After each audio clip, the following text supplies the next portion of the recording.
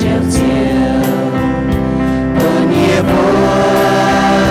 chiều thiên hương dẫu chiều cơn đêm lòng chiều hồ phú su chiều lòng chiều men cho lòng chính nghe